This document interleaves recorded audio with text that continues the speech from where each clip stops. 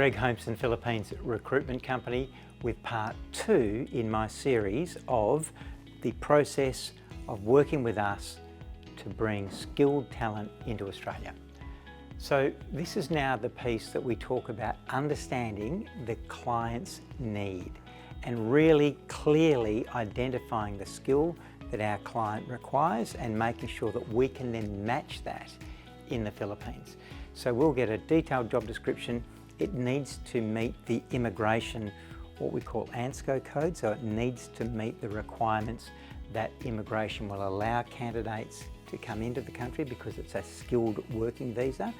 We get clear about that and then we will work with our agency in the Philippines to ensure that we can get the skills.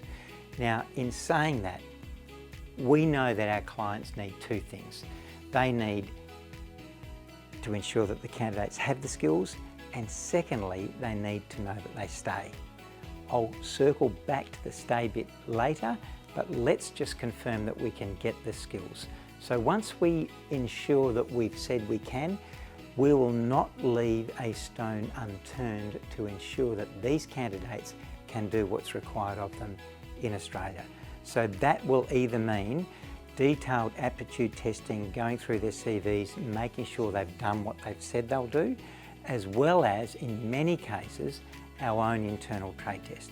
So we will make sure, so if, as an example, it's a welder, we will get all of our welders to sit a weld test prior to us lining them up with a client.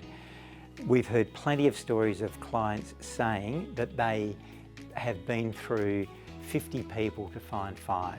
You know, we say it's either 2 or 3 to 1 because we've done all of that work and all the client wants to see is what we're calling the top 1%, of which they can then make their selection. If we're presenting a candidate to a client, we believe that they will all be able to do the job. So that recruitment part then becomes the choice of the client on whether or not they'd like to go to the Philippines for a client recruitment trip, or they would like to select online. And we're 50-50 on this. We have a lot of clients that still go to the Philippines for their own selection.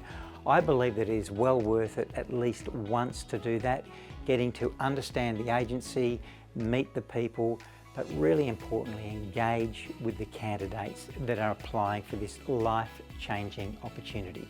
Get to understand them, know their backgrounds and see their skills and select who you think will become part of your community inside your business.